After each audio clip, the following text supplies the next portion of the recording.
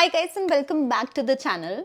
आई understand कि जब हम किसी भी एग्ज़ाम की तैयारी करते हैं, अगर कोई हमें ये ना बताए कि कितनी देर में वो एग्ज़ाम हम क्रैक कर सकते हैं, तो थोड़ा बहुत डीमोटिवेशन होने लगता है कि यार कितनी ही तैयारी करेंगे। सो इस वीडियो में मैं आपको the best time to start your CAT preparation का आंसर दूंगी। ये आंसर मैंने बहुत सारे कैट टॉपर्स के इंटरव्यूज़ पढ़ने के बाद फिगर आउट किया एंड इसका कोई सिंपल आंसर नहीं है टू बी ऑनेस्ट, बट मैं इसको 3 कैटेगराइजेशन में करके आपको बताऊंगी। सबसे पहले, आप किस टाइप के स्टूडेंट हो? क्या आप फ्रेशर हो या वर्किंग प्रोफेशनल हो? क्या आप फर्स्ट टाइम कैट एग्जाम देने वाले हो या फिर क्या पहले उस एग्जाम को दे चुके हो? सेकंड कैटेगराइजेशन, क्या आप कोचिंग लेने वाले हो या आप सेल्फ प्रिपेयर करने वाले हो? एंड थर्ड कैटेगराइजेशन, तीनों सेक्शंस वीआरसी, डीएलआर और क्वांट के साथ आपका एग्जिस्टिंग लेवल ऑफ कंफर्ट कैसा है। तो इन तीनों ही केसेस में हम वैरायटी ऑफ ऑप्शंस को कंसिडर करेंगे and I will try explaining कि आपको एग्जैक्टली कब स्टार्ट करना चाहिए। तो सबसे पहले केस के साथ स्टार्ट करते हैं। सबसे पहले ये समझते हैं कि अगर आप कैट एग्जाम पहली बार देने वाले हो वर्सेस अगर आप ये एग्जाम पहले दे चुके हो और आप रिपीट करने वाले हो, तो आपको कब स्टार्ट करनी चाहिए अपनी प्रिपरेशन। अगर आप ये एग्जाम पहली बार देने वाले हो तो आपको कम से कम 12 मंथ्स डिवोट करने चाहिए। ये मेरा पर्सनल ओपिनियन है, लेकिन जब मैं इंटरव्यूज पढ़ रही थी तो वहां पर बहुत सारे ऐसे भी बच्चे हैं जिन्होंने 8 महीने देके भी इस एग्जाम को क्रैक किया है। अब मैंने क्यों बोला कि आपको कम से कम 12 महीने देने चाहिए, क्योंकि मुझे ऐसा लगता है कि आपको अपने कॉन्सेप्ट्स को समझने में, उसकी प्रैक्टिस करने में एंड देन मॉक टेस्ट लेने में टाइम लगेगा। और अगर आप पहली बार किसी एप्टीट्यूड टेस्ट को देने वाले हो देन तो आपको डेफिनेटली 12 महीने जरूर देने चाहिए। अगर आप इस एग्जाम को रिपीट कर रहे हो देन आप ऑलरेडी इसके पैटर्न और इसके कॉन्सेप्ट्स के साथ फेमिलियर होगे। सेकेंडली, आप ऑलरेडी बहुत सारे कंपेटिटिव एग्जाम्स दे रहे होगे कैट एग्जाम के बाद, तो आपका जो पूरा प्रोसेस है वो कंप्लीट होगा around the month of March. So what I would recommend is कि पहले आप अपना पूरा एडमिशन साइकिल पिछले साल का कंप्लीट कर लो। मार्च तक अगर आपके कोई इंटरव्यूज हैं आप वो दे दो एंड उसके बाद आप अपनी प्रिपरेशन को स्टार्ट करना in the month of March. तो ये तो हो गया फर्स्ट कैटेगराइजेशन का एक सब पॉइंट, यानी कि अगर आप पहली बार स्टार्ट कर रहे हो तो आप दिसंबर जैन में स्टार्ट कर सकते हो और अगर आप रिपीट कर रहे हो तो आप मार्च में स्टार्ट कर सकते हो। अब आता है फर्स्ट कैटेगराइजेशन का ही सेकंड सब पॉइंट कि अगर आप फ्रेशर हो वर्सेस वर्किंग प्रोफेशनल हो। देखो, अगर आप फ्रेशर हो, अपने कॉलेज के फाइनल ईयर में आप ये एग्जाम देने वाले हो, तो आपके पास कंपेरेटिवली ज्यादा टाइम होगा एज कंपेयर टू अगर आप सोचो एक वर्किंग प्रोफेशनल है जो अपनी जॉब के साथ साथ प्रिपेयर करेंगे। उनके लिए ज्यादातर वीकेंड्स का टाइम ही बचता है जब वो तैयारी कर सकते हैं। तो अगर तो आप फ्रेशर हो तो आप मार्च तक भी स्टार्ट कर सकते हो, लेकिन उसमें एक कंडीशन है कि आपको जून और जुलाई के अंदर अपना बेस्ट इनपुट देना पड़ेगा जब आपका वेकेशन चल रहा होगा। ऑन द अदर हैंड, अगर आप एक वर्किंग प्रोफेशनल हो तब आपके पास ज्यादा टाइम बचेगा ही वीकेंड्स पे। इन दैट केस आपको थोड़ा जल्दी स्टार्ट करना चाहिए। खासतौर से अगर पहली बार आप ये एग्जाम को देने वाले हो, you should definitely start in the month of Jain. तो ये हो गया हमारा पहला कैटेगराइजेशन, पहला केस कि आप किस तरह के एस्पिरेंट हो, उसके बेसिस पे आपको कब तैयारी स्टार्ट करनी चाहिए। अब हम बात करते हैं सेकंड कैटेगराइजेशन की, विच इज कि क्या आप कोचिंग ले रहे हो या फिर क्या आप सेल्फ प्रिपेयर कर रहे हो। अगर आप कोचिंग लेने के डिसीजन को लेके ही कंफ्यूज्ड हो तो आई वुड रिकमेंड कि सबसे पहले आप 1-2 महीना सेल्फ प्रिपेयर कर लो। आप पास्ट ईयर पेपर्स उठा लो, थोड़ा बहुत आप सॉल्व करने का कोशिश करो, यूट्यूब पे वीडियो लेक्चर्स देखो। मैं एक प्रॉपर शीट लिंक करूंगी डिस्क्रिप्शन में, वहां पे सारे लेक्चर्स गिवन है, आप उसको देखो। अगर आपसे क्वेश्चन सॉल्व हो रहे हैं, अगर आपको लग रहा है आपको चीजें समझ में आ रही हैं एंड आप खुद से तैयारी कर सकते हो, देन आप सेल्फ प्रिपरेशन की तरफ जाओ। अगर आप कोचिंग इंस्टीट्यूट्स को कंसिडर करते हो तो 2 चीजें देखना। सबसे पहले उनके पास्ट ईयर रिजल्ट्स कैसे रहे हैं, और सेकंड चीज, आप डेमो लिए बिना किसी भी कोचिंग को ज्वाइन मत करना। अब मैं आपको एक ऑप्शन बता देती हूँ जो कि एक अच्छा कोचिंग इंस्टीट्यूट है, उन्होंने लास्ट ईयर काफी अच्छे रिजल्ट्स प्रोड्यूस किए हैं।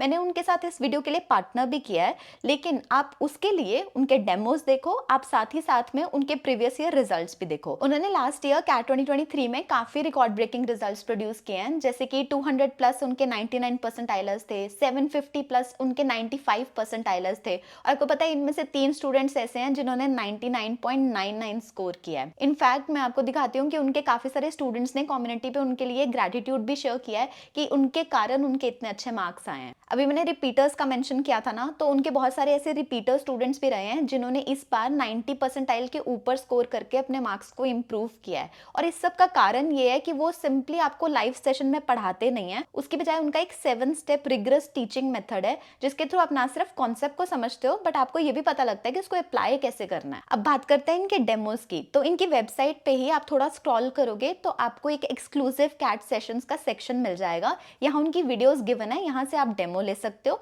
और थोड़ा और स्क्रॉल डाउन करोगे तो आपको उनका कैट 2024 का फुल कोर्स दिखाई दे जाएगा। इसमें आपको उनके प्रॉपर फीचर्स दिख जाएंगे, एक कंप्लीट टाइमलाइन मिल जाएगी और इसी के साथ साथ आपको 24/7 डाउट सपोर्ट भी रहेगी। अगर आप उनका ये बैच ज्वाइन करना चाहते हो ना, तो आप पिन कमेंट और डिस्क्रिप्शन में उनके लिंक्स चेकआउट कर सकते हो, मैं उनको ऐड कर दूंगी। देखो, अगर तो आप कोचिंग लेने वाले हो देन आई वुड रिकमेंड कि आप जनवरी वाला, फेब वाला या मार्च वाला बैच ही लेना।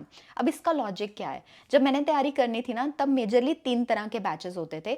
एक जो 1.5 साल पहले शुरू हो जाता है, तो नवंबर में अगर एग्जाम होता है तो पिछले साल के जुलाई में एक बैच स्टार्ट होता है। उसके अलावा एक बैच होता है जो जैन, फेब या मार्च में होता है ज़्यादातर कोचिंग इंस्टीट्यूट्स में। और एक बैच होता है जिसको क्रैश कोर्स बोलते हैं, जो जुलाई के बाद शुरू होता है। अब जो बैच वो 1.5 साल वाला बैच है ना, वो मे बी उन लोगों के लिए सही होगा जिनको मैथ्स का कुछ भी नहीं पता है और जिनके कॉलेज में या उनके जॉब में इतना ज़्यादा प्रेशर है कि वो इतनी ज़्यादा डेडिकेशन के साथ नहीं पढ़ सकते। उनको है कि हम धीरे धीरे करके ही सिलेबस को कंप्लीट करेंगे, तो वो बैच उनके लिए रिलेवेंट है। जो लोग बहुत ही ज़्यादा स्मार्ट हैं, उनका एप्टीट्यूड अच्छा है, मे बी वो IITians हैं, उन लोगों के लिए crash course could be a good course, क्योंकि उनके बेसिक्स क्लियर होते हैं। उन्हें सिर्फ थोड़ी बहुत प्रैक्टिस और ट्रिक्स की ज़रूरत होती है जो कि क्रैश कोर्स में कराया जाता है। लेकिन जो मेरे जैसे बच्चे हैं जो दोनों ही कैटेगरीज में लाए नहीं करते, उनके लिए जैन, फेब और मार्च का कोर्स सही पेस्ड होता है। और दूसरी चीज़, आपको बर्नआउट फील नहीं होता। सो बर्नआउट का मतलब होता है, कई बार ऐसा होता है ना, हम क्वेश्चन सॉल्व करते हैं, नहीं हो रहा, हमें लगता है यार हम नहीं कर पाएंगे, एकदम डीमोटिवेशन फील होने लग जाती है। वो इस केस में नहीं होता। वो जनरली वो जो 1.5 साल वाला कोर्स होता है ना, उसके केस में होता है। क्योंकि आप सोचो 1.5 साल बाद आपका पेपर है, तो आपको कितनी बार क्वेश्चंस को फेस करना पड़ेगा और वो फीलिंग को फेस करना पड़ेगा। सो ये थी हमारी सेकंड कैटेगराइजेशन कि आपको कब स्टार्ट करना चाहिए। अब आती है हमारी फाइनल कैटेगराइजेशन जो इस चीज पे बेस्ड है कि आपका कंफर्ट लेवल कितना है विद द 3 सेक्शन। अभी आपको बहुत इंटरेस्टिंग पार्ट में बताती हूँ, क्योंकि बहुत कम लोगों को ये चीज क्लियर होती है कि सेक्शन वाइज भी आपकी प्रिपरेशन ऑल्टर करती है। कुछ लोग ऐसे होते हैं जिनकी इंग्लिश में अच्छी कमांड नहीं होती, उन लोगों के लिए इट इज रिकमेंडेड कि आप बहुत जल्दी स्टार्ट करो। आप चाहे रीडिंग अपने first year of college, second year of college, जब आप जॉब कर रहे हो, जब आपके पास टाइम है, तब आप बुक्स, ऑनलाइन वेबसाइट्स पढ़नी शुरू करो। लेकिन अगर आपको लगता है कि आपकी बेसिक लेवल इंग्लिश ठीक है, in that case VARC is a section जिसको आप अच्छे से 3-4 महीने में मास्टर कर सकते हो। इसी तरह अगर मुझे DILR की बात करनी हो, DILR के अंदर ना लिमिटेड टाइप्स होती हैं। ऐसा नहीं कि बहुत टाइप्स ऑफ क्वेश्चंस होते हैं। देयर आर मेजरली मान लो 12 से 15 चैप्टर्स है। प्रॉब्लम कहाँ पे आती है, जो पेपर में डिफिकल्टी लेवल आता है कैट एग्जाम का, और जो टाइप्स ऑफ क्वेश्चंस आते हैं ना, वो कोई भी एक पर्टिकुलर बुक में या कोचिंग इंस्टीट्यूट में कवर्ड नहीं होते। वो क्या करेंगे, 2-3 टाइप्स को मिक्स करके कुछ ऐसा बना देंगे जो आपको सोचने पे मजबूर करेगा और जो बिल्कुल ही नए टाइप का क्वेश्चन होगा। सो logical reasoning and data interpretation is something जिसमें आप जितना प्रैक्टिस करते जाते हो ना, उतना आपका एक माइंडसेट डेवलप होता है कि आप क्वेश्चन को कैसे अप्रोच करोगे। तो DILR इज समथिंग जिसमें थोड़ा समय लगता है। आई वुड से कि टाइप्स कवर करने में तो आप 1-2 महीने में ही कर सकते हो, लेकिन वो जो लेवल है ना जिसमें आप समझना शुरू करते हो कि क्वेश्चन पकड़ना कहाँ से है और सोल्यूशन तक जल्दी कैसे पहुंचना है, उसकी मास्टरी को कम से कम 5-6 महीने लग जाते हैं। फाइनल सेक्शन हमारा आता है क्वांट का सेक्शन। अब जो बेसिक्स होते हैं ना क्वांट के, उसी को कवर करने में कम से कम 6 से 8 महीने लगते हैं अगर आप एक नॉर्मल पेस पे चल रहे हो। लेकिन अगर आप ये चीज़ समझ जाओ कि कोचिंग चाहे किसी भी पेस पे दौड़े, अगर मैं उसको जल्दी कंप्लीट करना चाहूँ तो मैं कर सकता हूँ। इन दैट केस ऑल्सो आपको 5 से 6 महीने लगेंगे। उसके बाद आप ट्रिक्स और शॉर्टकट्स को यूज करना सीखोगे। सो आई वुड से कि क्वांट इज दैट सेक्शन जो सबसे ज्यादा समय लेता है अगर आपका क्वांट सेक्शन वीक हो। कम से कम आपको 8 से 10 महीने लगते सकते हैं अगर आपको बिल्कुल कुछ नहीं पता, या फिर कि अगर आपकी पिकअप बहुत अच्छी है, आप जल्दी समझ आते हो कॉन्सेप्ट्स को, तब भी आपको कम से कम 6 से 8 महीने लगेंगे। जैसे मेरा क्वांट वीक था तो क्वांट में सबसे ज़्यादा टाइम लगना था, तो मैंने 10 महीने पहले शुरू किया। अगर आपको लगता है आपका क्वांट अच्छा है लेकिन आपका DILR काफ़ी वीक है, इन दैट केस आप 6 से 8 महीने पहले भी शुरू करोगे तो भी आप उसको कवर कर सकते हो। So that is why I explain to you कि तीनों सेक्शंस का कितना टाइमिंग आपको रिक्वायर्ड होता है to master that section properly. So this is basically my submission. I hope आपको ये वीडियो हेल्प करे। अगर आप कैट के बारे में कुछ भी पूछना चाहते हो, MBA प्रिपरेशन के बारे में कुछ पूछना चाहते हो, तो सिंपली कॉमेंट बिलो। इसके अलावा मैं यहाँ पे एक वीडियो लिंक करूंगी, वो आपको कैट एग्जाम की A to Z डिटेल दे देगी in a single click. So I hope that helps you too. See you the next time guys.